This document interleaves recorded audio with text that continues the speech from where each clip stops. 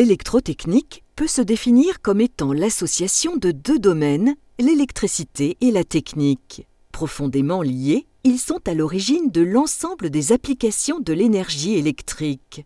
La filière électrotechnique joue un rôle primordial dans la société moderne. Alarmes, voitures, chauffage, elle est présente au quotidien au travers d'objets et d'équipements devenus indispensables à nos modes de vie. L'industrie n'est pas en reste, les secteurs sont variés. Bâtiments, transport, SNCF, chimie, intervention sur des constructions électriques, etc. Cette filière regroupe des techniques et métiers très variés liés à la fabrication d'équipements et à leur maintenance. La formation se développe et les offres d'emploi qualifiés ne cessent de croître.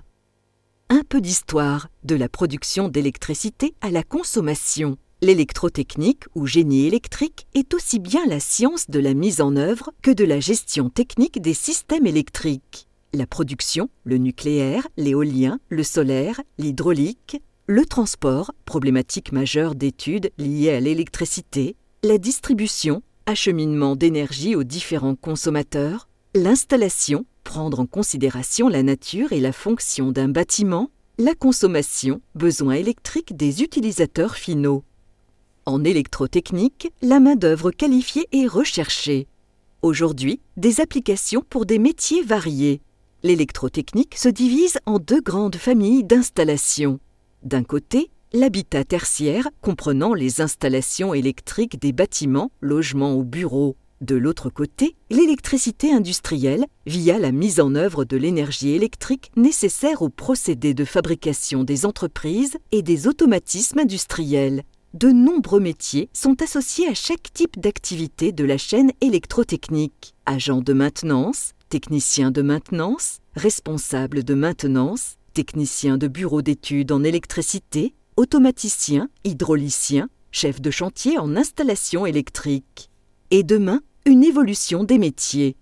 L'énergie électrique étant de plus en plus sollicitée, les industriels ont réalisé des investissements importants en recherche technologique. À l'électrotechnique dite traditionnelle s'associe l'électronique de puissance, les automatismes ou encore les réseaux de communication. Le niveau de compétence s'élève et le rôle du technicien électrotechnicien s'épaissit jusqu'à s'étendre vers les domaines du relationnel, du conseil et du commercial.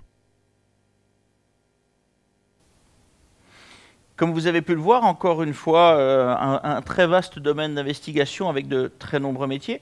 Nous allons essayer de détailler un peu plus cela avec nos invités. Je me tourne d'abord vers Anthony Didier, Anthony étant votre prénom et Didier votre nom de famille. Vous êtes manager de proximité chez Enedis. En quoi vous vous retrouvez dans le reportage qui vient d'être diffusé et quel est votre métier aujourd'hui ?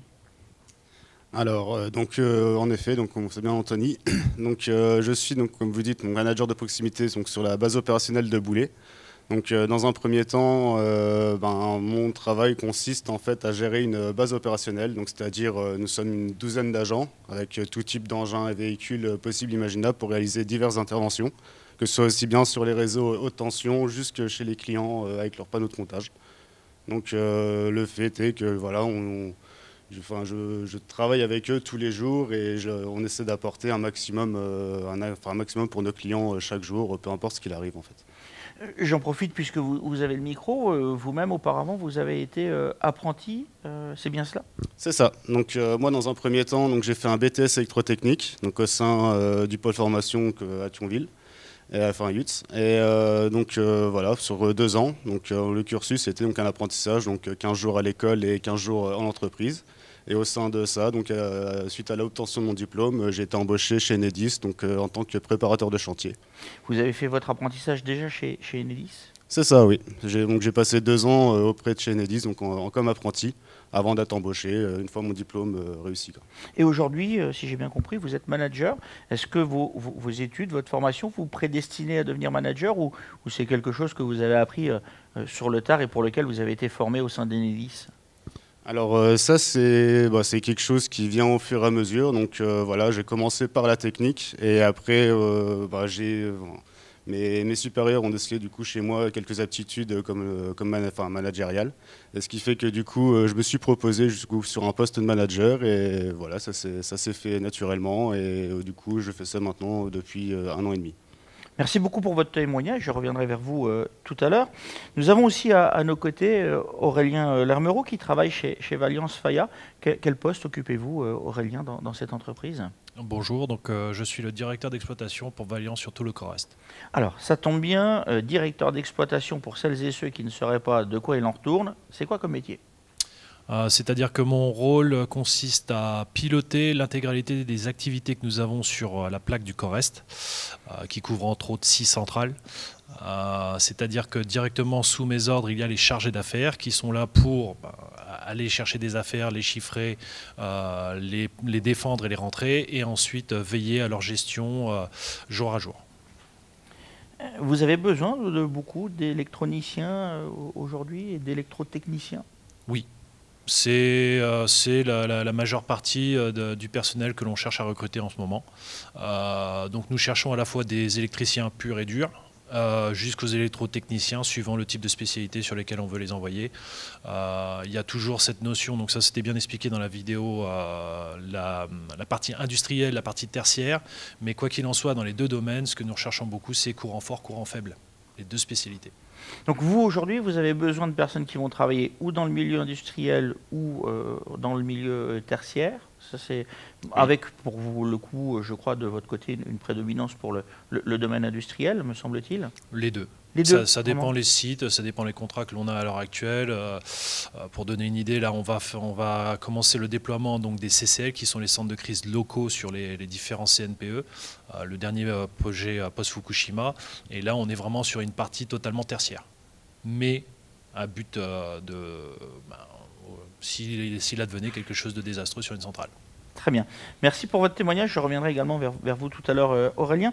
Nous avons aussi avec nous Jennifer Sasso, qui est conseillère en mobilité interne chez Enedis. Bonjour Jennifer. Bonjour. On l'a vu dans le film, aujourd'hui, il y a une diversité très importante, un vaste éventail de métiers. Chez vous, chez Enedis, quels sont les métiers ? On a eu tout à l'heure un témoignage d'Anthony qui travaille beaucoup à l'extérieur, visiblement. Est-ce que ce sont principalement les métiers de Enedis ou est-ce que vous en avez d'autres ? Alors, on a de nombreux métiers, on a beaucoup de métiers dans l'entreprise, mais c'est vrai qu'en termes de recrutement, que ce soit en termes de recrutement d'alternants ou de CDI, on est plutôt sur des métiers liés à l'électrotechnique, forcément. Donc c'est notre métier de base. Enedis, on est une mission de service public, on est distributeur, gestionnaire de distribution en France.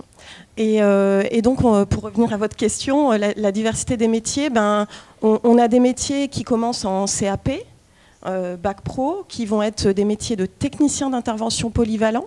Donc là, c'est plutôt des métiers effectivement sur le terrain.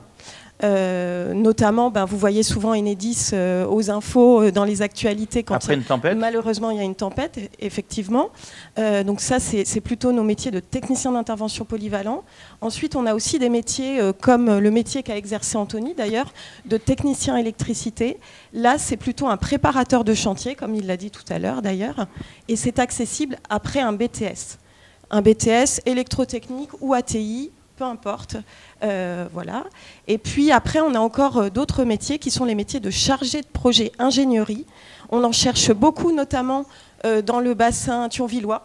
Donc sur Thionville, Réon et Jeuf. On recherche donc des chargés de projet et également les postes que je vous citais tout à l'heure, technicien d'intervention polyvalent, je vous rappelle, accessible en CAP et Bac Pro. Alors voilà, ça c'est quelque chose d'important sur lequel je souhaiterais revenir. Aujourd'hui, chez Enedis, on recrute encore des gens qui viennent uniquement avec un CAP ? Oui, évidemment.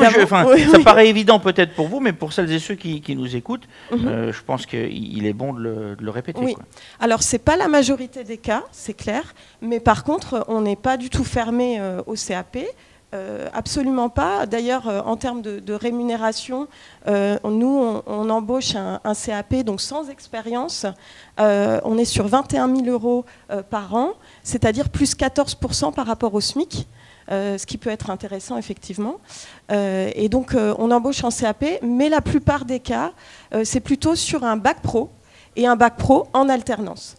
L'alternance étant la voie la plus accessible à Enedis et qui débouche, quand ça se passe bien, comme pour Anthony, sur un CDI.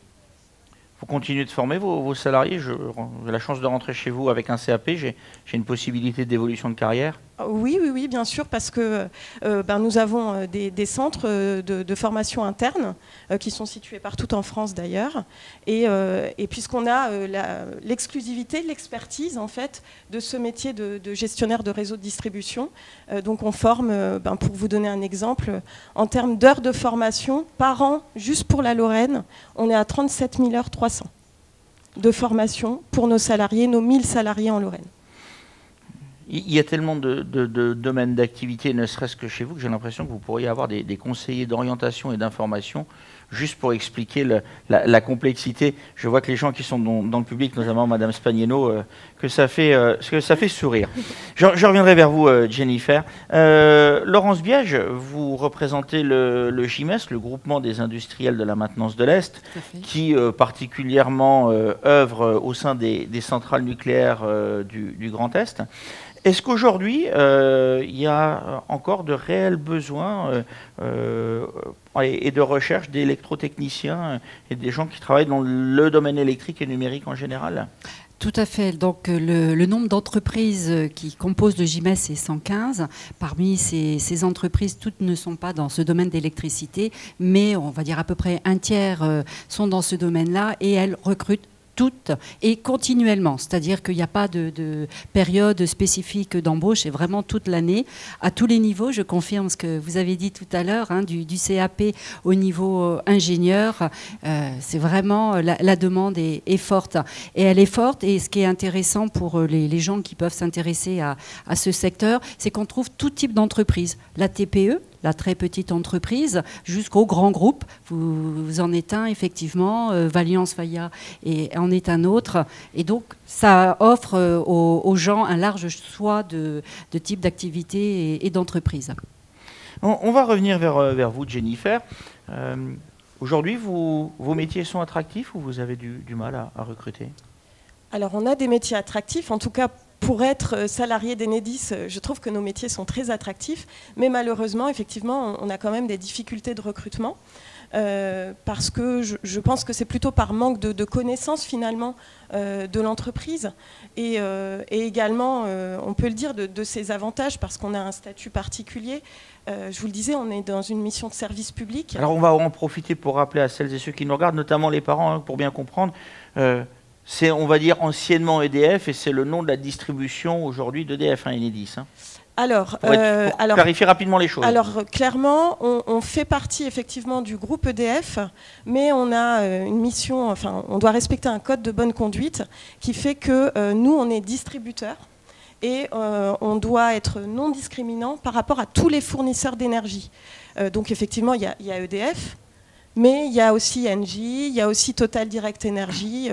C'était juste pour rappeler le contexte. Tout à fait. Parce qu'il y a des gens qui aujourd'hui peuvent se poser des questions en disant Enedis, c'est quoi? C'est quoi? Voilà. Tout à fait.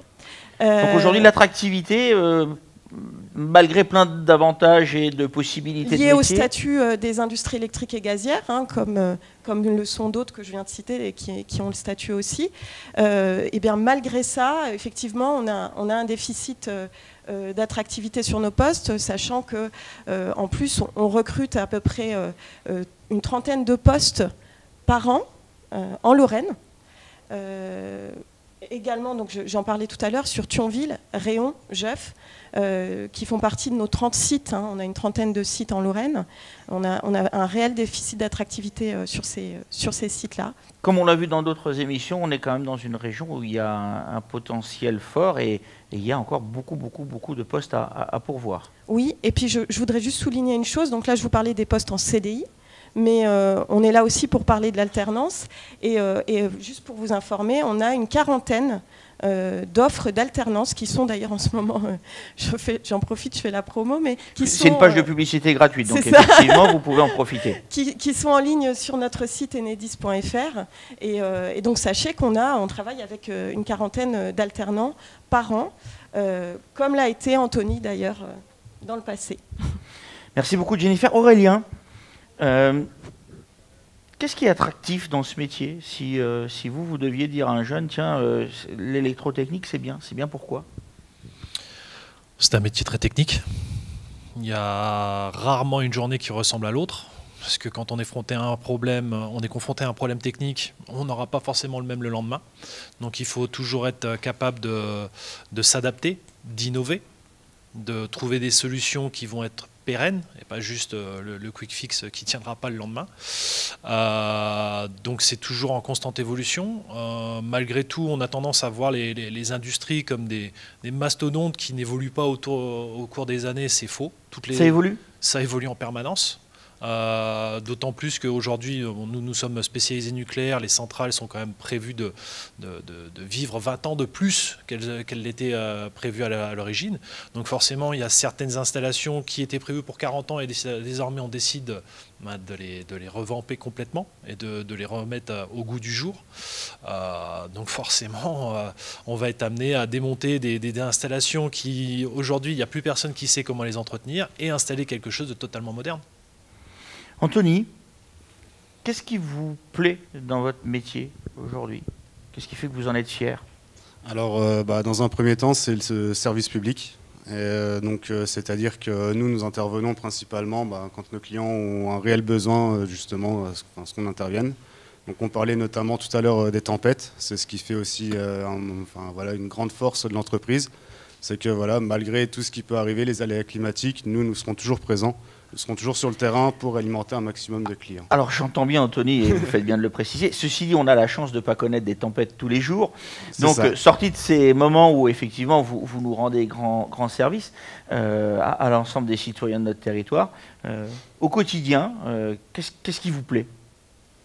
Alors c'est principalement une activité qui peut changer, admettons, on va commencer à 8h du matin, à 9h, ça va être complètement différent. C'est beaucoup d'aléas qui peuvent arriver au fur et à mesure de la journée. Bien sûr, nous avons des journées types, nous avons différentes activités programmées, mais à savoir que peu importe ce qui peut se passer à côté, nous sommes prêts à rebondir, à s'adapter justement à de nouvelles situations et à mettre les moyens qu'il faut pour résoudre les différents aléas qu'on peut rencontrer. À nouveau, Aurélien, si vous deviez attirer des gens chez vous, vous leur diriez quoi? C'est quoi les aspects positifs du métier? C'est un métier, donc, comme je le disais, qui est en constante évolution. Tout comme toutes les entreprises dans le milieu, nous sommes en formation permanente de nos salariés. Nous cherchons systématiquement à les tirer vers le haut et les faire obtenir et développer leur potentiel complet. Tout à l'heure, vous posiez la question vis-à-vis des CAP. Nous, c'est pareil. Aujourd'hui, on n'hésite pas à prendre quelqu'un qui a un CAP, parce qu'après, c'est pas forcément que la formation qui est importante, c'est surtout la personne elle-même. Si c'est une personne qui est intéressée par la technique, même avec un simple CAP, elle a des perspectives de futur qui sont très intéressantes.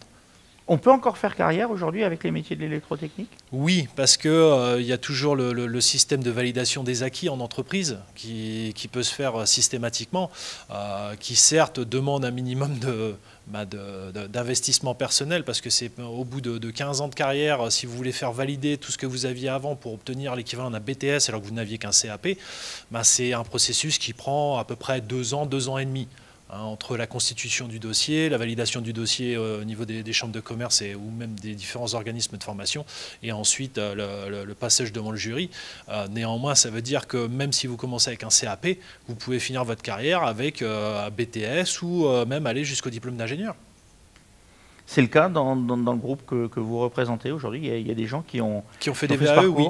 Oui, oui. On en a certains qui sont à la base des autodidactes, donc qui n'ont même pas un CAP à l'origine, qui ont commencé en tant que simple intérimaire, qui ont montré comme quoi ils étaient intéressés, qu'ils avaient un fort potentiel pour s'adapter aux défis quotidiens auxquels ils pouvaient être confrontés, et qui au fur et à mesure ont gravi les échelons. On les a aidés en leur donnant des formations, parfois des formations diplômantes, comme on peut l'avoir, parce que nous avons aussi des accords avec différentes écoles. Et donc au fur et à mesure, ils ont pu étoffer leur portefeuille et leur CV personnel avec des formations qui justifiaient leur niveau. Quelles sont les principales qualités à avoir pour faire un bon électrotechnicien ou un bon électricien? Faut être motivé. Parce que ça reste la base, savoir être ponctuel, savoir respecter la hiérarchie, savoir respecter les responsabilités auxquelles on est soumis. Après, il faut être intéressé. Il faut partir du principe que ce que l'on utilise aujourd'hui, c'est peut-être le dernier cri en termes de technologie, mais il peut y avoir quelque chose de nouveau qui va sortir et qu'on va peut-être être amené donc à apprendre à utiliser quelque chose de nouveau. J'ai travaillé avec des anciens, comme on dit toujours, 58, 59 ans, qui me disaient, moi, de toute façon, tous les jours, j'apprends quelque chose de nouveau. En fin de carrière, je suis toujours en train d'apprendre quelque chose de nouveau. Donc si quelqu'un commence sa carrière en disant, de toute façon, aujourd'hui, j'ai appris tout ce qu'il me fallait, c'est faux. Jennifer, l'innovation, une dimension importante également chez Enedis? Oui, l'innovation, c'est une dimension importante, effectivement. Et il y a aussi une autre dimension qui est très importante, qui doit l'être aussi dans votre entreprise, c'est la sécurité. Parce que, voilà, on travaille avec de l'électricité. Anthony, je pense, en parlerait mieux que moi, mais il y a effectivement notre priorité, en tout cas à Enedis, et dans toutes les entreprises du monde de l'énergie, c'est la sécurité. Et notamment, pour ça, on va porter un casque, on va porter des gants, un harnais quand on est sur des poteaux. Enfin, voilà. Il y a un certain nombre de matériel, par exemple, J'ai une dernière question à vous poser qui vient d'une élève, Julia Locci, qui est au collège Paul Langevin à Gondange.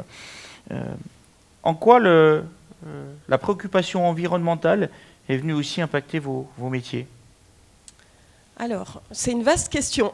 Oui, mais je la pose parce que c'est quelque chose qui vient de manière très récurrente de la part des élèves. Donc je pense que c'est une préoccupation majeure aujourd'hui. Alors, avec l'arrivée des énergies renouvelables, et ce qu'on appelle les smart grids, je ne vais pas en parler plus que ça, mais les réseaux intelligents, Enedis en fait se met en ordre de bataille pour justement développer les énergies renouvelables, développer par exemple les bornes de véhicules électriques, également. Non, pardon, je vous écoute. Également l'enfouissement des lignes, on peut aussi citer ça, et puis le compteur communicant Linky, voilà. Anthony, je pense, en parlerait mieux que moi d'ailleurs, du compteur. Alors, on ne va pas ouvrir le débat sur le compteur Linky, ce n'est pas le sujet. Laurence, même si ce serait très intéressant au demeurant, ces métiers aujourd'hui de l'électrotechnique, qui paraissent peut-être pas suffisamment attractifs, en quoi le GIMEST se bat-il pour montrer leur attractivité ?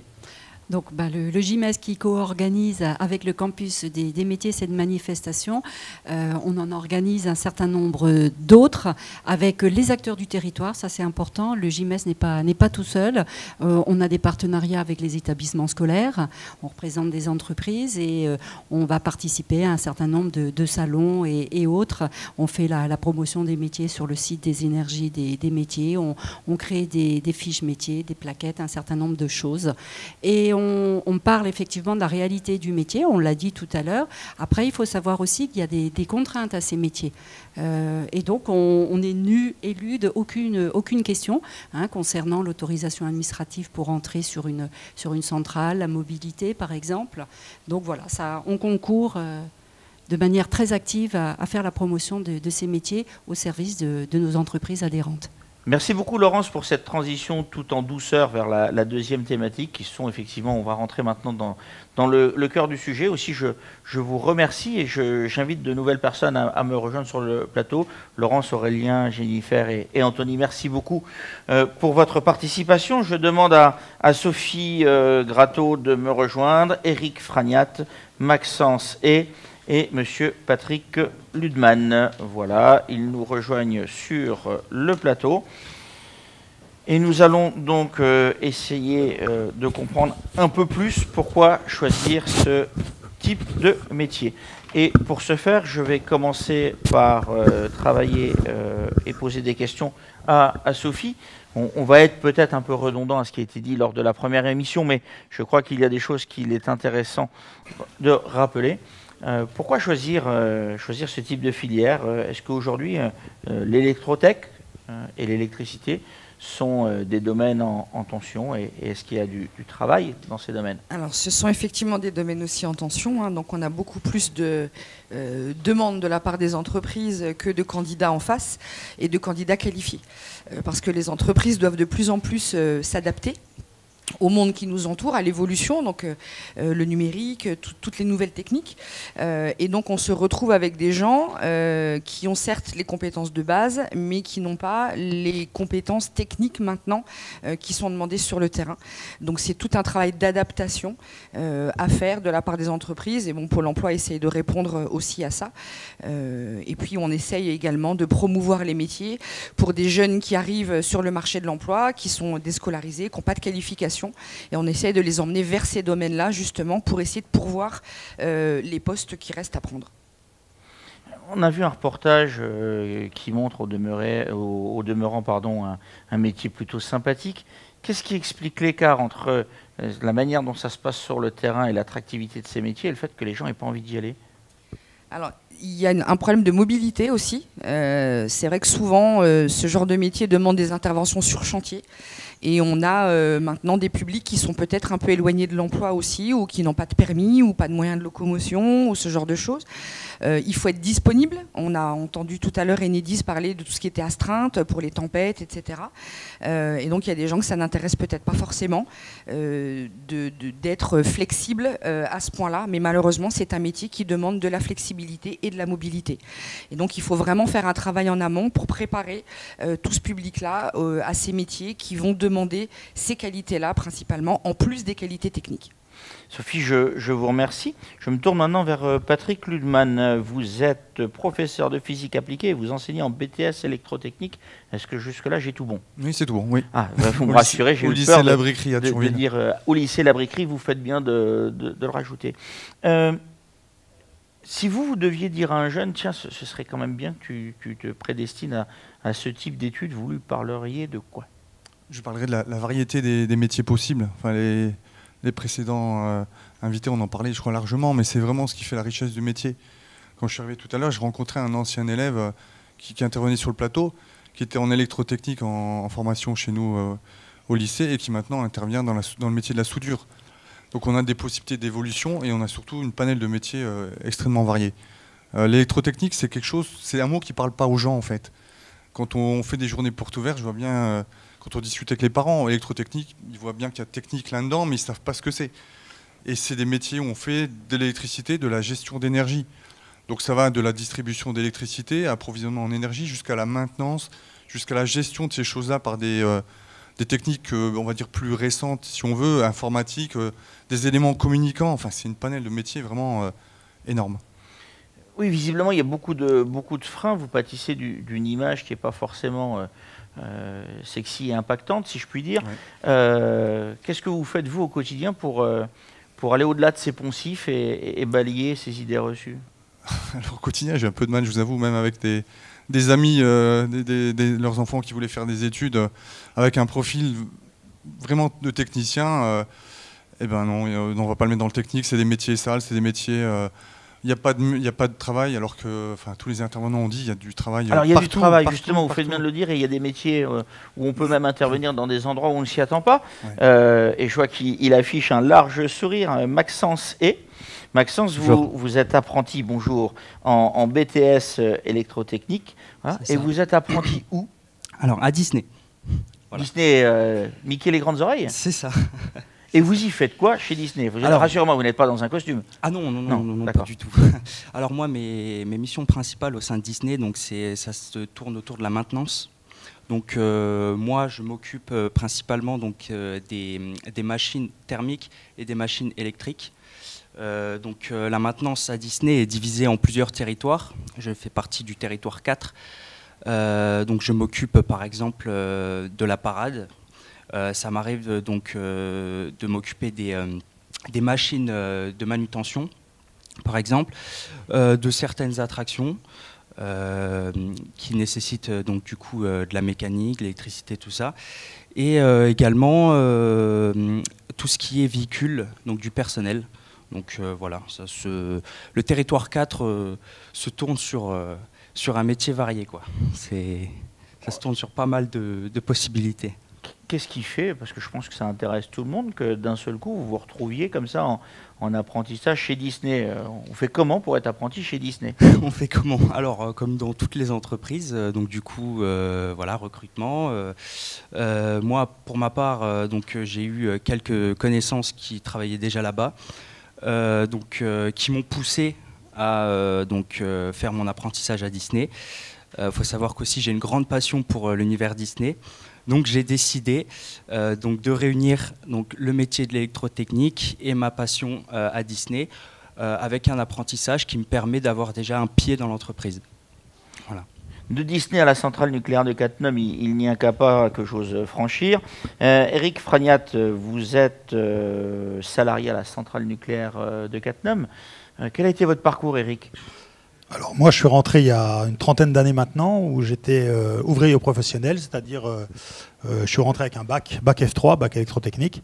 Et depuis, j'ai passé quelques étapes et je suis aujourd'hui cadre technique au service électrique. Et je m'occupe notamment de ce qu'on appelle les méthodes. Donc, faut savoir que dans une centrale nucléaire, il n'y a pas que des métiers où on travaille sur l'installation, il y a aussi des métiers qui sont un petit peu on va dire différés et qui préparent toute une préparation. Il y a toute une préparation à faire.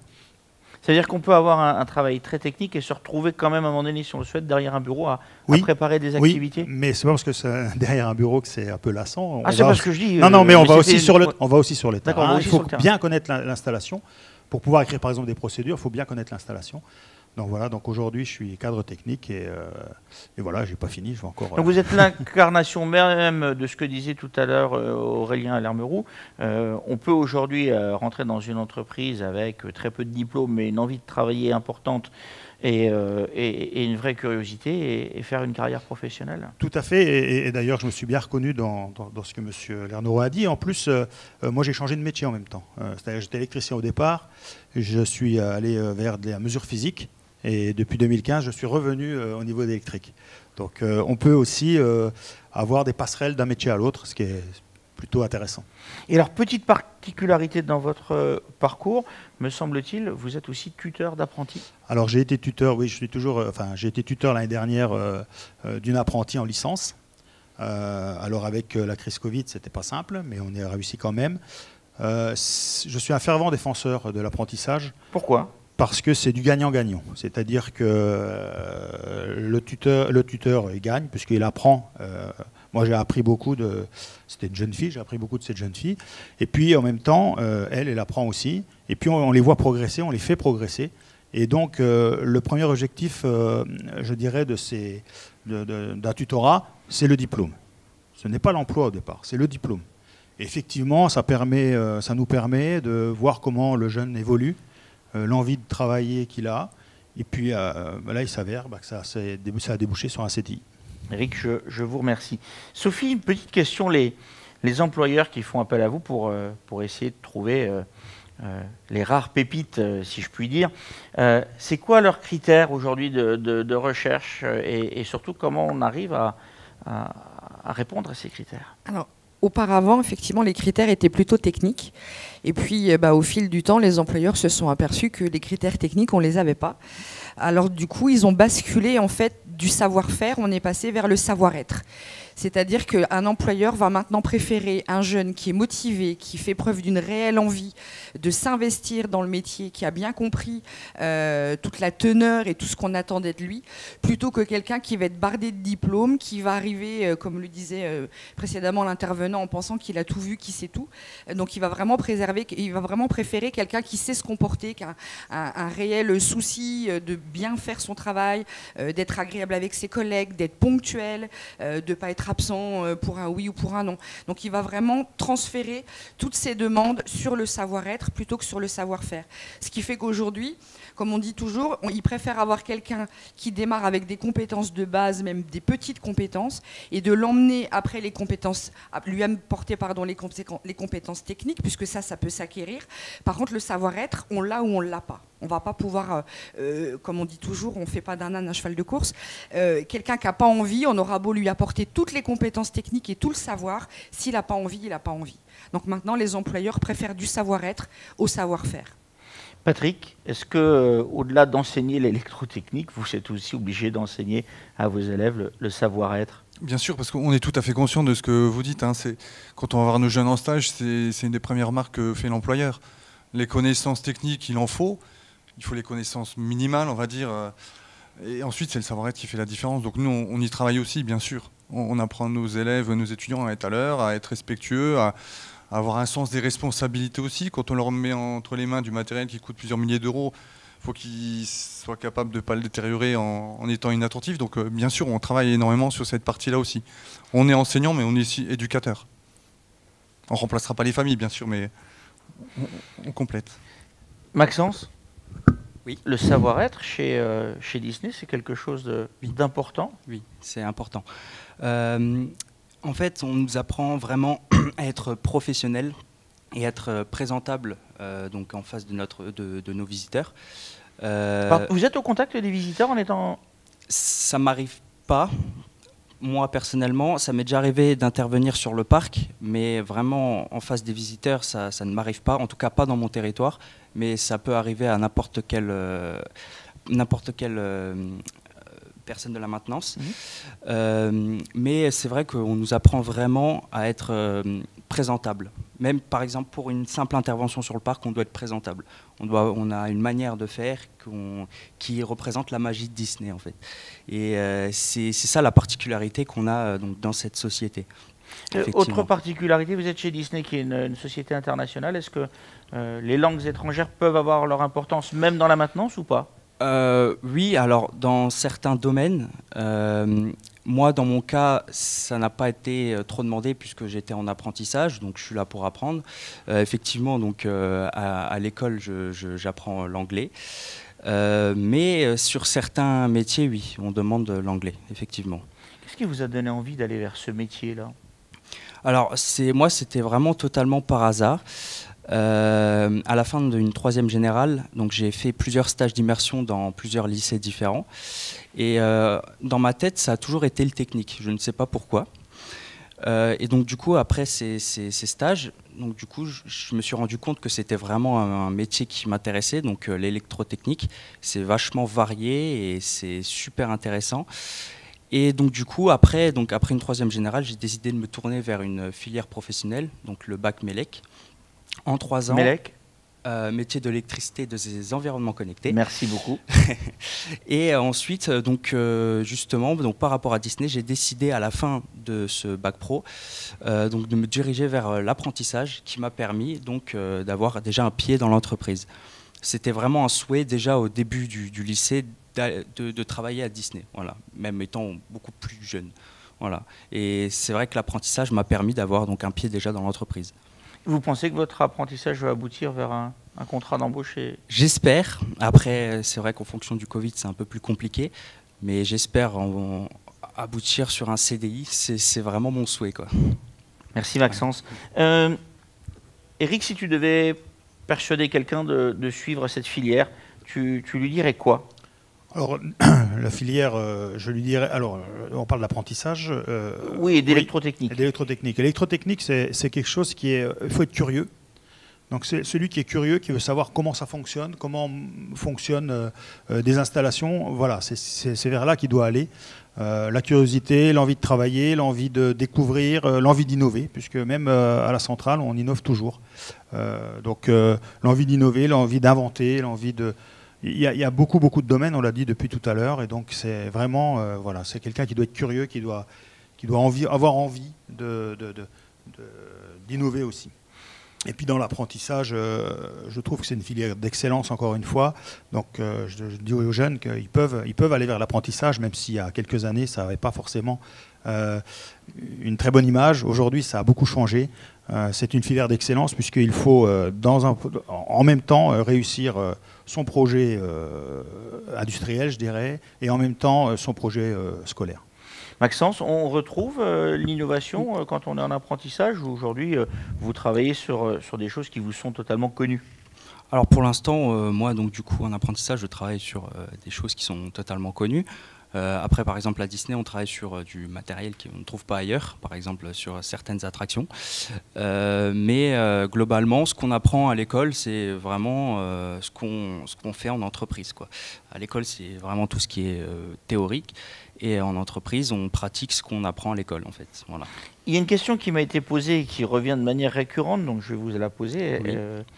Est-ce que tout ce qu'on apprend à l'école nous sert à un moment donné, un jour, dans notre vie professionnelle? Oui. Alors, ça dépend. Ne me dites pas oui pour me faire plaisir, hein, Maxence. Non. En fait, ce qu'on apprend du coup en BTS électrotechnique, en théorique, donc ça peut... On comprend en fait pourquoi on utilise par exemple ces machines-là, comment ça marche, tout ça. Et il est vrai que donc la théorie, ça serait plus pour ceux qui veulent continuer, aller en licence, master, etc. Après, voilà, la théorie permet simplement en BTS, si on veut finir nos études après un BTS, ça nous permet vraiment de comprendre pourquoi on utilise cette machine, quand l'utiliser, et voilà, c'est globalement le but. Vous comptez prolonger après votre BTS ou non Alors moi j'ai fait le choix de finir après mon BTS, parce que pour moi le BTS c'est vraiment le beau compromis. Pour l'instant ça ne m'intéresse pas de continuer mes études. Voilà. Moi je préfère être embauché et peut-être plus tard aller vers une licence. Voilà. D'accord. Je verrai bien. Merci, et c'est très bien Maxence de préciser que pour vous, c'est votre choix et c'est ce que vous avez décidé de faire, et je crois que c'est quelque chose d'important sur lequel on a déjà beaucoup échangé lors de la précédente émission. Tous ces choix d'orientation sont avant tout des choix personnels et une aventure personnelle. Patrick, une dernière question. L'innovation, aujourd'hui, elle est au cœur des établissements scolaires ou au contraire, il faut attendre d'être sorti de l'école pour la découvrir? Non, alors... On va être franc quand même sur le sujet. Dans les entreprises, il y a des domaines où ils vont être plus pointus que nous, ça c'est évident. Mais on a quand même les contacts avec les entreprises, notamment par l'intermédiaire des stages. Et puis bon, ça fait comme des années pour certains comme moi, on fait comme ce métier, on connaît quand même les préoccupations de l'industrie, donc on s'équipe régulièrement de nouveaux matériels. L'année dernière, par exemple, on a acheté pour 30 000 € de matériel de mesure. Donc on est sur des appareils de mesure très pointus et que nos étudiants vont ensuite retrouver dans l'industrie. Comment est-ce qu'on arrive à faire le lien et à transférer ce qu'on va apprendre à l'école pour que ce soit le plus opérationnel possible dans l'entreprise? Alors, dans nos formations, donc nous on est sur une formation initiale, on peut faire de l'alternance, mais pour l'instant on n'en fait pas encore dans notre établissement. Mais dans la formation, il y a en gros 50% du temps qui est consacré à la partie théorique et 50% du temps qui est consacré à la partie pratique, avec notamment des chantiers. Donc nos étudiants jouent à être en entreprise avec un chef de chantier, des exécutants. On a des projets aussi, donc là on donne un sujet à un groupe d'étudiants. Ils doivent réaliser une commande qui a été faite par soit une entreprise extérieure, soit l'établissement. Et donc on est quand même dans les conditions de ce qu'ils vont retrouver ensuite en entreprise. Mais écoutez, je vous remercie pour l'ensemble de votre témoignage. Nous allons maintenant lancer un petit motion design qui va vous permettre de voir l'ensemble des filières possibles pour entrer dans ces métiers. Et dès que celui-ci est terminé, je vous retrouve sur le plateau avec de nouveaux invités.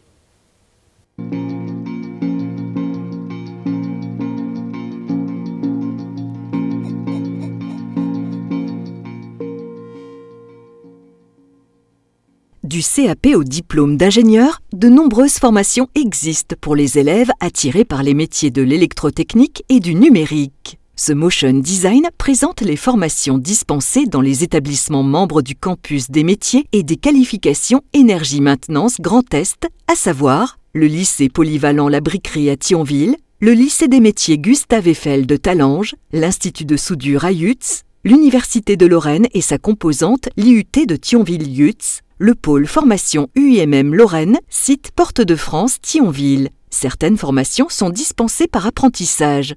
À l'issue des formations professionnalisantes, vous pourrez entrer dans la vie active.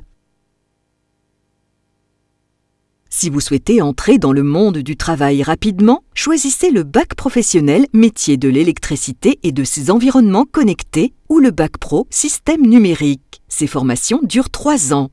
Ces bacs professionnels sont tous deux accessibles après une seconde professionnelle, famille de métiers, métiers du numérique et de la transition énergétique. Cette classe de seconde permet également l'entrée dans le bac pro, technicien en installation des systèmes énergétiques et climatiques, et dans le bac pro, technicien du froid et du conditionnement d'air.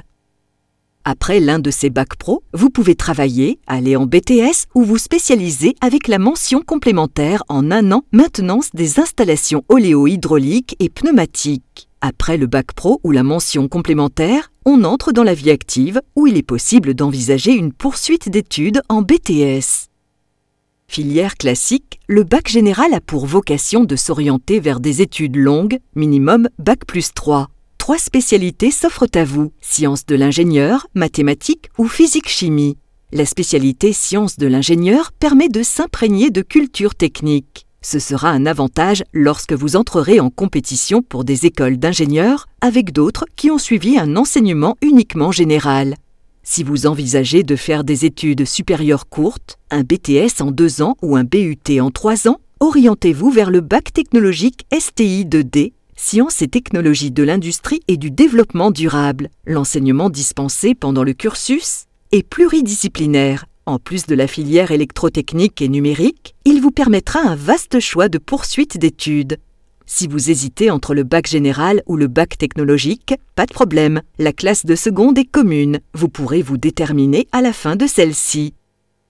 Les BTS, brevets de techniciens supérieurs, forment des spécialistes dans un domaine précis en 2 ans. 5 BTS vous sont proposés dans le domaine services informatiques aux organisations, maintenance des systèmes, électrotechnique, systèmes numériques, informatique et réseau, environnement nucléaire. Ce dernier BTS vous permettra d'exercer votre art dans cet environnement particulier. Écoutez attentivement ce que nous allons dire à propos du BUT, Bachelor universitaire de technologie. La mise en place des BUT se fera dès la rentrée 2021. Les BUT sont des formations universitaires permettant d'atteindre le grade licence en 3 ans. Les étudiants se verront proposer une sortie à un niveau intermédiaire avec la délivrance d'un DUT, diplôme universitaire de technologie, au bout de 2 ans. Le DUT permet de s'insérer dans la vie active ou de poursuivre ses études dans d'autres formations. Les BUT dispensent des formations plus généralistes dans l'ingénierie que les BTS, ce qui permet d'envisager une poursuite d'études longues plus facilement. Dans le campus, 2 départements peuvent intéresser ceux qui sont attirés par les secteurs de l'électrotechnique et du numérique. Le BUT Génie industriel et maintenance, le BUT Hygiène, sécurité et environnement. Après un bac+2, BTS ou DUT, vous pourrez travailler ou encore monter en compétences avec la licence professionnelle maintenance des systèmes industriels de production et d'énergie, des formations d'ingénieurs. Après une formation au grade licence bac+3, une poursuite d'études est encore possible en master professionnel. De très nombreux parcours de formation sont possibles sur notre territoire. D'autres encore le sont en sortant du campus des métiers et des qualifications, notamment pour les classes préparatoires et écoles d'ingénieurs. Cette présentation n'est pas un document ONICEP. Aussi, pensez à consulter leur site et à rencontrer un psychologue de l'éducation nationale. Renseignez-vous par ailleurs, car de nombreuses passerelles sont possibles. Eh bien, si vous n'avez pas tout compris ou pas suivi jusqu'au bout, jusque-là, tout est normal. C'est pour ça d'ailleurs que nous sommes de retour en plateau avec nos invités pour vous donner de plus amples informations. Je reviens vers vous, Laurence Spagneno. Comment on s'y retrouve au milieu de la multitude des propositions qui nous sont faites là dans ce Motion Design? C'est quoi la démarche pour s'y retrouver? Alors effectivement, c'est très complexe, mais il y a des gens qui sont là, qui sont formés pour vous aider. Alors, des accompagnateurs, déjà les premiers accompagnateurs sont les enseignants. Ensuite, vous avez les psychologues de l'éducation nationale qui travaillent dans les établissements scolaires. Et puis après, il y a les familles. Ne pas négliger toutes les personnes qui peuvent donner des informations sur les métiers qu'ils font. Les contacts des familles, tous les réseaux qu'il peut y avoir. Et surtout, ne pas rester isolé, poser des questions, être curieux. Alors, être curieux, et donc une des personnes vers laquelle on peut se retourner, ce que je vais faire pour ma part, c'est par exemple quelqu'un comme Audrey Bettinger, qui est psychologue de l'éducation nationale au sein d'un CIO. Pour que les choses soient claires, vous remplacez les anciens conseillers d'orientation? Par contre, je voulais vous demander de prendre votre micro en main, s'il vous plaît. Excusez-moi. Je vous remercie. Oui, donc en fait, on est psychologue de l'éducation nationale, mais on garde d'ailleurs dans notre titre la mission de conseil en orientation scolaire et professionnelle. Donc cette partie-là, elle est toujours très importante dans notre fonction. Personnellement, donc, je travaille aussi au Thionville et j'interviens aussi depuis maintenant un certain nombre d'années au lycée polyvalent de la Briquerie. Donc voilà, le domaine des énergies, c'est un domaine, enfin c'est en tout cas des formations qui sont proposées au lycée de la Briquerie, entre autres. Donc c'est un domaine que je maintenant maîtrise un petit peu par rapport aux élèves. Est-ce que vous avez à vous battre auprès des élèves ou des parents pour justement démystifier un certain nombre de formations comme celles qui sont au lycée de la Briquerie et faire face à des idées reçues ou des poncifs qui datent un peu? Alors, c'est exactement ça, mais je pense que ça a déjà été un petit peu dit tout à l'heure. Il y a une image qui est encore très, je dirais, terne, et pour certaines familles, l'industrie, de façon générale, c'est risqué. Voilà. Donc, effectivement, c'est bien qu'il y ait quand même des événements comme ça. C'est risqué pourquoi, pardon? Risqué parce que on est quand même dans un bassin qui a été industriellement sinistré. On paye encore le prix fort de la sinistrose due à la fin de la sidérurgie? Je pense, alors après, je ne suis pas spécialiste, mais je pense qu'effectivement, il y a encore toujours cette image, et on doit payer encore ces problèmes-là. Maintenant, c'est vrai que les familles se disent parfois, oui, moi, je préférais pour mon enfant qu'il travaille dans un bureau plutôt que dans une usine, tout simplement. Alors qu'on peut être dans une usine dans différents domaines. On peut s'épanouir énormément dans le domaine technique, et de dire aujourd'hui qu'il y a du travail autant dans le domaine énergétique, dans la maintenance, etc., et ici, dans notre bassin, sur Thionville et plus largement, c'est important, je pense, effectivement. Mais c'est difficile de faire changer les mentalités, parfois. Un long travail d'acculturation. Tout à fait. Patrick Ludman, vous-même en tant qu'enseignant, allez, je vais même dire le mot, en tant que prof, vos élèves, ils viennent voir le prof pour leur poser des questions sur leur avenir professionnel ou pas du tout? Bien sûr, oui, on a des échanges permanents avec nos étudiants et nos élèves. Et comme je vous le disais dans la précédente émission, on a quand même un contact courant avec les entreprises, donc on peut leur donner des informations qui sont concrètes. On ne va pas leur vendre du vent non plus. On sait très bien, nous, que des automaticiens, les entreprises en recherche. On sait très bien que dans le domaine électrotechnique, il y a du travail, et les anciens élèves qui sont maintenant dans l'industrie me sollicitent régulièrement pour me dire « Monsieur Ludman, je cherche un jeune pour une embauche ». Alors ça, c'est un phénomène intéressant dont vous nous parlez.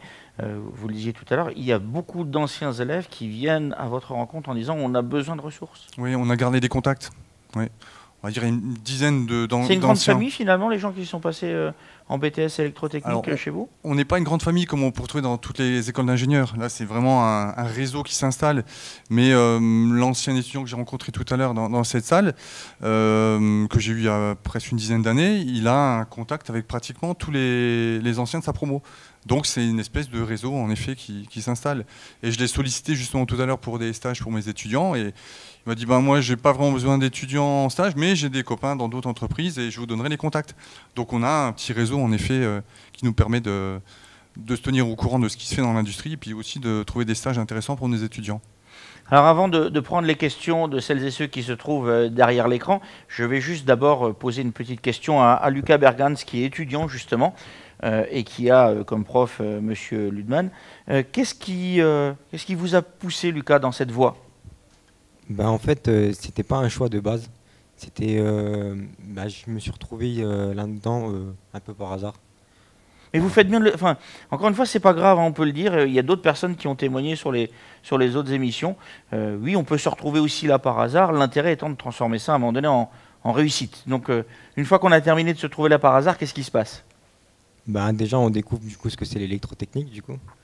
Et puis après, moi, personnellement, ça m'a plu.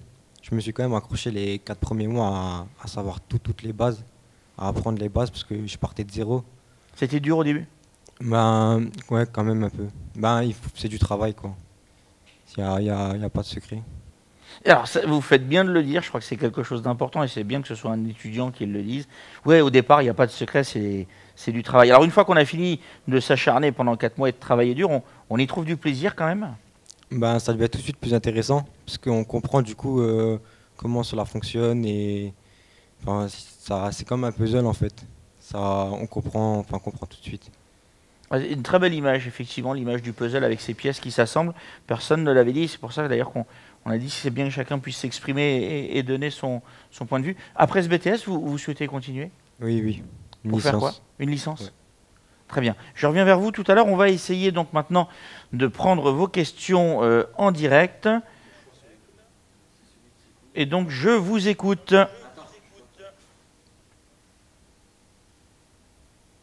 Voilà, c'est à vous.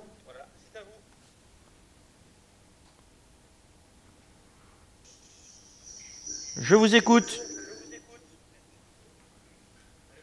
Il y a quelques petits soucis techniques avec le son. Voilà, ça devrait être bon maintenant.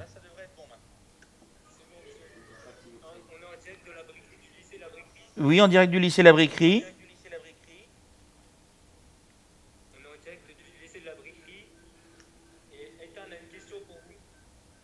On vous écoute, Ethan.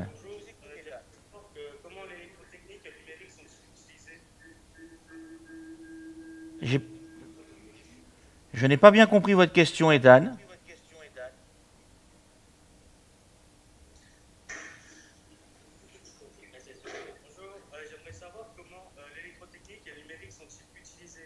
Très bien, merci.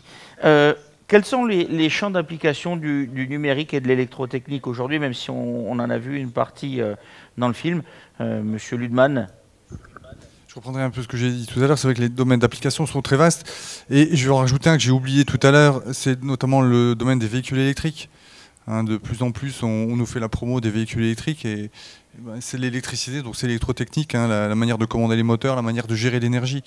Donc on retrouve ça aussi dans le domaine de l'électricité qu'on appelle domestique, donc chez les particuliers ou dans le domaine du tertiaire, donc tout ce qui est alimentation en électricité, éclairage, gestion de l'énergie. On travaille de plus en plus, et notamment avec les nouvelles réformes de nos référentiels, sur la gestion optimisée de l'énergie. On parle d'économie d'énergie. Donc les futurs électrotechniciens, il faut qu'ils soient capables non pas seulement de distribuer, de transformer l'énergie, mais aussi de l'économiser au maximum. On parle d'énergie renouvelable aussi, on travaille sur des panneaux solaires, on aborde le fonctionnement des éoliennes aussi. Et puis on retrouve le domaine classique de ce que les gens connaissent de l'électrotechnique, c'est-à-dire la personne qui va intervenir dans les industries, donc faire les installations électriques, faire la maintenance et puis améliorer les installations. Et il y a un domaine qu'on oublie aussi, on n'en a pas beaucoup parlé parce que j'ai l'impression qu'on restreint toujours l'électrotechnique à l'industrie, mais les bureaux d'études, ce sont aussi des électrotechniciens qui travaillent sur les bureaux d'études. Il y a les chargés d'affaires d'un côté, mais il y a tous ces gens qui font les études préalables avant d'envoyer des gens sur le terrain pour faire l'installation. Alors en l'occurrence, c'est de ma faute parce que j'aurais dû ne serait-ce qu'en parler avec les gens de Valiance Faya qui étaient présents sur le plateau. J'ai mal fait mon travail, mais vous faites bien de me récupérer à la volée et d'apporter ces précisions. Avant de reprendre une question, juste Audrey, est-ce que les élèves et les parents d'élèves sont sensibles justement à l'évolution de ce métier et sont au courant de cet aspect innovation, prise en compte environnementale, ou est-ce qu'ils sont encore sur de vieux schémas? Alors, ils sont quand même de plus en plus sensibilisés à tout ce qui est énergie renouvelable, notamment, puisqu'on en parle quand même beaucoup, ne serait-ce que dans les intitulés des diplômes. Si je prends le bac technologique, sciences et technologies de l'industrie et du développement durable, qui a aussi une spécialisation en énergie et environnement, bon, là, on est vraiment au cœur de la spécialité. Donc, il y a quand même une sensibilisation, mais comme il a été dit tout à l'heure, en fait, ce sont des métiers qui demandent une curiosité par rapport à tous ces domaines, le numérique, l'électrotechnique et tout ce qui compose ce secteur. Donc, c'est en constante évolution. Donc, il faut avoir un intérêt pour les nouvelles technologies de base, en fait, pour la technicité, les nouvelles technologies. Pour intégrer ces domaines. Merci pour ces précisions. On va reprendre une question en direct de la briquerie. Je vous écoute.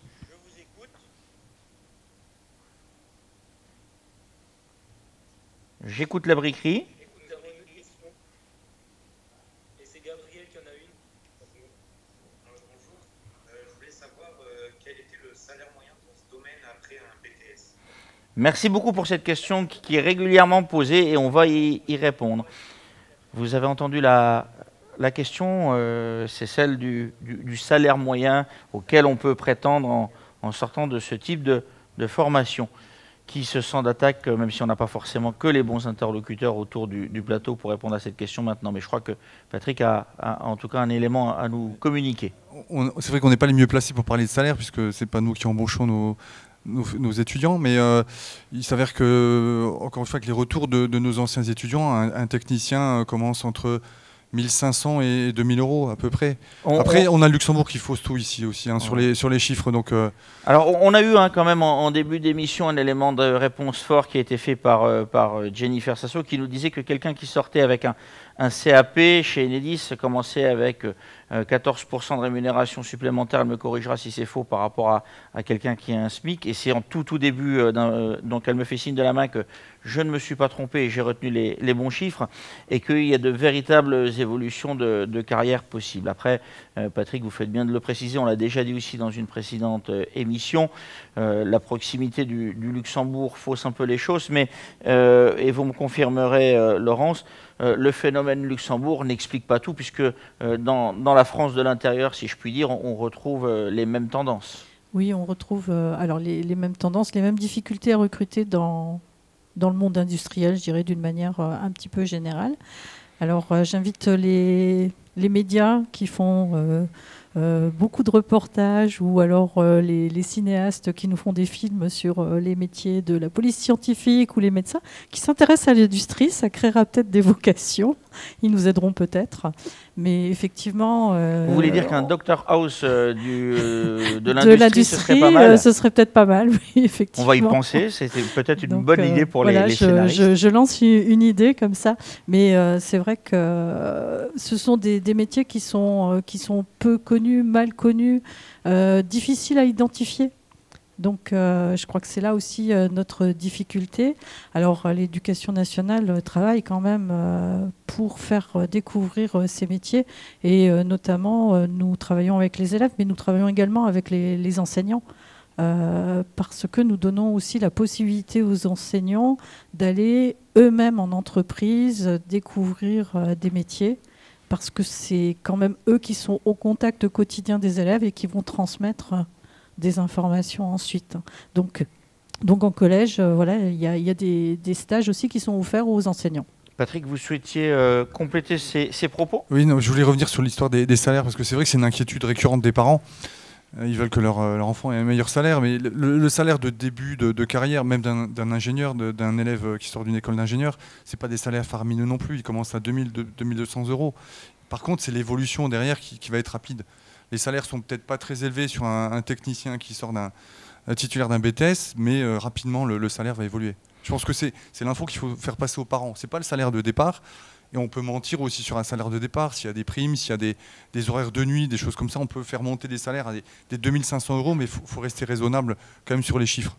Vous faites bien de le préciser, et je répète que sur le site des énergies des métiers, vous verrez une multitude de petits témoignages de gens qui sont en apprentissage ou de gens qui sont déjà salariés et qui vont vous parler de leur évolution de carrière au sein même de leur métier, ou même avec la possibilité, comme le disait tout à l'heure monsieur Eric Fragnat d'EDF, de pouvoir à un moment donné quitter son métier d'origine pour aller faire un petit tour de piste ailleurs, si je puis dire, et revenir à son métier d'origine, tout en ayant, si j'ai bien compris, également une évolution de carrière. Je retourne vers une dernière question auprès du lycée La Briquerie. Je vous écoute. Je suis avec Yanis. Moi, j'aimerais savoir en quoi l'électrotechnique et le numérique est un bon choix pour l'avenir. Alors, la question est la suivante. En quoi ce type de métier, électrotechnique et numérique, sont un bon choix pour l'avenir? Voilà, en gros, je pense qu'Audrey a quelque chose à nous dire sur ce sujet. On vous écoute. Bon. Non, mais en fait, c'est un petit peu ce qu'on a dit depuis tout à l'heure. Le bon choix, parce que ce sont des métiers qui sont très diversifiés, qui vont encore se transformer et donc qui vont encore probablement dans les années à venir permettre de développer de nouvelles compétences. Donc pour quelqu'un qui est un peu curieux des nouvelles technologies, qui est attiré par la technicité, qui a envie d'évoluer aussi dans ce domaine-là, c'est quand même déjà une bonne raison. On parlait des salaires tout à l'heure, alors je refais une petite précision par rapport à ça. On a beaucoup d'élèves qui veulent aller vers le domaine commercial ou administratif, etc. Quand on sort avec un BTS, donc un Bac+2 dans ces domaines-là, on a rarement 1500 ou 1600 euros de paye directement en rentrant sur le marché du travail, alors que c'est plus vrai avec un BTS dans le domaine industriel. On peut plus Aujourd'hui, facilement. les métiers techniques sont clairement...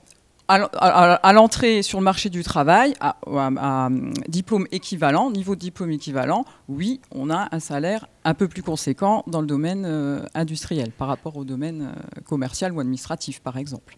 J'ai une dernière question, peut-être un peu pointue. Je ne sais pas si on apportera l'ensemble des réponses à la question posée, puisque je me suis rendu compte que les schémas restent malgré tout complexes. Elle est pour vous, je pense, Laurence, une question du collège Paul Langevin de la Gondange. Quelles sont les filières qui existent dans l'électrotechnique en lycée professionnel? Alors, il y en a, effectivement. Donc, vous avez quelque chose dans le domaine de l'électrotechnique, vous avez un autre diplôme dans le domaine des systèmes numériques, alors plus dans l'électronique. Voilà. Et on a ça très, très près de chez nous. Pour cela, je vous conseille à nouveau d'aller sur le site des energiesdesmétiers.com où vous pourrez retrouver le schéma qui a servi à faire le motion design de manière complète. Vous pourrez voir l'ensemble des filières et des possibilités, et notamment comment on peut rentrer en électrotechnique en lycée professionnel, et quels sont les établissements qui le proposent, soit en continu, soit en alternance. L'occasion pour moi maintenant de passer à la quatrième partie et dernière partie de notre émission, alternance ou pas. Et pour ce faire, sur le plateau, je garde à mes côtés Lucas ainsi que M. Ludman, et je demande à Jocelyn Genet ainsi qu'un formateur du pôle formation de me rejoindre sur le plateau, s'il vous plaît. Laurence et Audrey, merci beaucoup de votre participation. Vous pouvez venir ici et nous allons pouvoir démarrer ce plateau ensemble.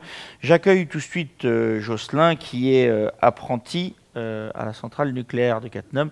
Quel est votre parcours, Jocelyn?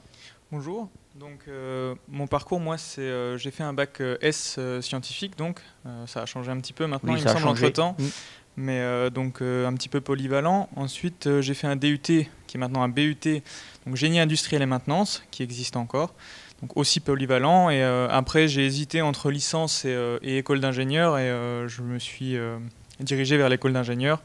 Donc là, c'est ma dernière année et mes quelques derniers mois en tant qu'apprenti.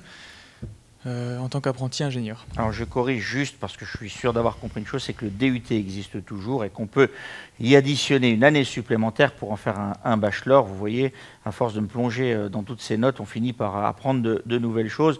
C'était juste une petite précision pour celles et ceux qui nous regardent. Lucas, pourquoi tu n'as pas choisi, vous n'avez pas choisi, pardon, l'alternance? Ça ne m'était pas venu à l'idée pour l'instant. Mais maintenant, je pense à choisir, je prendrai l'alternance. Et dans le cadre de... Parce que vous, si ma mémoire est bonne, vous souhaitez faire une licence, alternance du coup. Oui, c'est ça, oui. Si je trouve une entreprise, c'est ce que je veux faire. Si je trouve une entreprise, visiblement ça peut parfois être un sujet d'inquiétude. Jocelyn, pour votre part, ça a été facile de trouver l'entreprise? Alors, moi je rebondis juste sur ce que vient de dire Lucas. Au début, j'ai fait mon DUT, donc j'étais pas en alternance. Et je regrette sincèrement de ne pas l'avoir fait avant. Et aujourd'hui, je suis vraiment conquis par l'alternance et je le recommande à tout le monde. Et je me souviens plus de votre question. Alors, c'est pas grave, parce que justement, je vois que votre voisin, M. Ludman, sourit. Alors, on a des gens qui sont des farouches défenseurs de l'alternance. Alors, alternance ou pas, et quels sont les avantages et inconvénients des deux formules? En fait, je crois que ça dépend de la personnalité et de la maturité du jeune. Lucas, qui intervenait tout à l'heure, il envisage une alternance et peut-être même dès l'année prochaine, encore une fois, s'il trouve une entreprise qui veut bien l'accueillir. On n'est pas en compétition, je veux dire, sur une formation initiale ou une formation en alternance. Les instituts de formation privés font de l'alternance. Nous, dans les lycées publics, on peut le faire aussi depuis 2 ans. Donc un jeune peut commencer sur une formation initiale et enchaîner ensuite sur l'alternance. Mais je pense que c'est avant tout une histoire de maturité. Il n'y a pas de regret à avoir, comme tu le disais, Jocelyn. C'est peut-être qu'après coup, on se dit « ouais, j'aurais dû le faire », mais peut-être que la maturité n'était pas là. Donc la formation initiale, on les chouchoute un tout petit peu plus. En gros, oui, quand on parle de maturité, on parle aussi d'autonomie. C'est surtout l'autonomie. Ouais. L'autonomie, le sens de la responsabilité aussi, parce qu'en entreprise, on va comme leur donner des tâches, enfin, ils sont rémunérés, donc c'est normal, c'est donnant-donnant. Il y a quand même un travail à faire aussi. Il y a une responsabilité, un sens de l'engagement qui est peut-être un peu plus important aussi. En formation initiale, nos étudiants qui arrivent, surtout après cette année un peu particulière de Covid, c'est bien qu'on soit là pour les cadrer, pour leur dire c'est par là que vous voulez aller, et puis on va peut-être vous y pousser un petit peu plus. En alternance, la moitié du temps, ils sont en entreprise, alors les patrons vont les inciter aussi à obtenir leur diplôme, et en centre de formation, la même chose, mais je pense sincèrement qu'il faut beaucoup plus d'autonomie, et c'est ça qui va faire la différence. Donc, c'est pas une concurrence, les deux formations sont bien, et comme Lucas l'évoquait tout à l'heure, on peut aussi, au fur et à mesure de sa formation, basculer vers l'alternance. Merci beaucoup Patrick pour ces renseignements. Je demanderai aux gens qui sont en régie et qui jouent le rôle de modérateur de répondre peut-être précisément aux questions qui nous sont posées, parce que les personnes qui sont en plateau ne répondront pas, et on est hors thématique. Par contre, je me souviens, moi Jocelyn, de la question que je vous ai posée, même si vous l'avez oubliée. Je l'avais oublié également, mais je m'en suis souvenu après coup. Est-ce que c'est facile de trouver aujourd'hui une entreprise pour faire son alternance? Alors oui et non. Je pense qu'aujourd'hui, il existe une multitude de forums et aussi d'annonces sur Internet, que ce soit sur Pôle emploi, sur tous les sites Internet, Indeed, je ne les ai pas en tête, mais il y en a, ou aller directement sur le site aussi. Je parle par exemple pour EDF, on a un site avec des offres d'emploi directes, et je pense que c'est pareil pour toutes les autres entreprises. Oui, vous faites bien de le rappeler, tout à l'heure, la personne d'Enedis, Jennifer Sasso, nous expliquait qu'au sein de l'entreprise Enedis, mais c'est également valable chez EDF et dans d'autres grands groupes, il y a une multitude d'offres d'emploi sous la forme de l'alternance. Est-ce que vous avez fait ça pour l'argent? C'est une question qu'on nous pose souvent. Aussi, mais pas que. Je pense que tout travail mérite salaire. Après, c'est un plus, mais c'était avant tout pour mettre le pied dans le monde de l'entreprise. Et en fait, on se rend compte qu'avec l'alternance, ce qu'on apprend à l'école, je ne sais plus, il y a une question tout à l'heure qui était demandée, est-ce qu'on se sert toujours de ce qu'on apprend à l'école? Oui, c'est moi qui ai posé cette question. Et là, justement, en faisant l'alternance, on se rend compte, et on arrive à mettre en face de la théorie qu'on apprend un vrai projet sur plusieurs mois, plusieurs années. Et donc, on a, entre guillemets, un petit peu plus facile à apprendre parce qu'on sait que ça va nous servir. Et on en voit la finalité, en fait. Il y a une question aussi très pragmatique qui nous est souvent posée. Est-ce que c'est pas compliqué quand on a été élève et qu'on a l'habitude d'avoir des vacances régulièrement et longues, de passer à un système d'alternance où là, pour le coup, a priori, ça semblerait violent? Alors je rejoins un petit peu ce que disait le professeur juste avant. Il y a une certaine maturité, il faut accepter baisser ses vacances et d'avoir 2 travails en parallèle, c'est-à-dire le travail à l'école avec les devoirs qui sont toujours là, parce qu'on a le même diplôme qu'une personne qui fait la formation initiale, donc on va avoir les mêmes cours, les mêmes attendus au niveau du diplôme et des attendus dans l'entreprise. Et en plus de ça, donc il n'y a plus les vacances. C'est quelque chose dans la balance, en effet, qu'il faut peser. Mais moi, ça ne m'a pas dérangé. Je pense que chacun doit se faire sa propre idée, doit faire une introspection et regarder ce que lui en pense et s'il est prêt à ce moment-là à sacrifier ses vacances pour mettre un pied dans le monde de l'entreprise. Lucas, c'est une question que vous vous êtes posée, ça, puisque vous vous demandez si finalement pour la licence, vous n'allez pas la faire en alternance. Est-ce que vous êtes prêt à sacrifier un certain nombre de choses ou est-ce que vous vous posez en tout cas déjà ces questions? Oui, moi je suis prêt à sacrifier ça. Parce que je pense que, en fait, ce que je demande, c'est apprendre. Et je pense que vraiment l'alternance, ça me permettrait de découvrir des autres choses qu'à l'école. Et franchement, ce serait secondaire, quoi, les vacances. Merci Lucas. Une dernière question à vous, Jocelyn. Est-ce qu'à un moment donné, alors qu'on a démarré une alternance et qu'on est effectivement en BUT, etc., on n'a pas une tentation de se dire « ça y est, j'ai commencé à gagner ma vie et j'arrête mes études pour prendre un peu de monnaie au passage » Alors moi je suis pas dans la situation là puisque, si j'y ai été confronté parce que j'aurais pu poursuivre encore au-dessus vers un doctorat. Donc en effet, pour moi un bac+5 c'était bon, j'avais pas envie d'aller ailleurs. Et il y a aussi l'argent quand même où on se dit, et je pense que c'est le cas de la personne qui travaillait chez Disney, elle voit qu'on gagne un petit peu d'argent et au bout de 2 ans, on a peut-être envie, 2-3 ans, on a peut-être envie de gagner un petit peu plus. Avec l'argent qu'on s'est fait, on commence à se faire un petit peu plaisir par rapport aux étudiants qui sont en formation initiale, qui, même dans la période de Covid, là, il y en a certains qui galèrent un petit peu, et certains plus que d'autres. Et donc nous, avec l'argent, c'est vrai qu'on se fait un petit peu plus plaisir. Et donc oui, à la fin, on se pose vraiment la question sur le salaire. On se dit, je vais peut-être arrêter mon alternance ici, arrêter mes études pour déboucher sur un CDI. Patrick, est-ce que vous connaissez des cas d'école, si je puis dire, où les gens ont fait une formation initiale, sont partis travailler, puis finalement arrivent à reprendre soit une formation en alternance, soit une formation initiale? C'est facile d'aller dans le monde du travail et de revenir... Non, enfin, je pense que c'est très compliqué, une fois qu'on a goûté au monde du travail, qu'on a un salaire, de se dire je vais mettre ça de côté, je vais redevenir étudiant.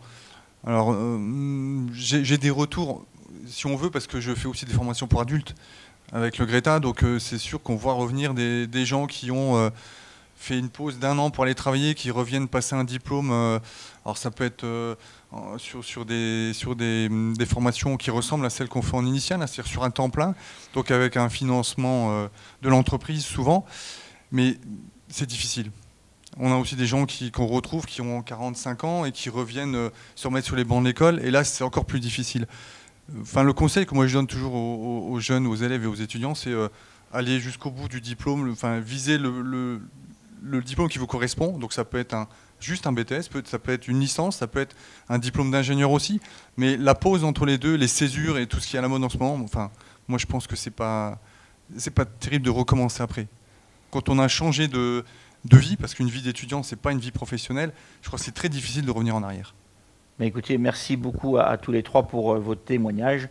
Je crois que nous sommes arrivés au terme de cette émission. J'espère que la densité des informations qui vous ont été données ne vous panique pas trop. Je vous rappelle que vous pouvez trouver une multitude d'informations et de liens et de vidéos sur le site des energiesdesmétiers.com.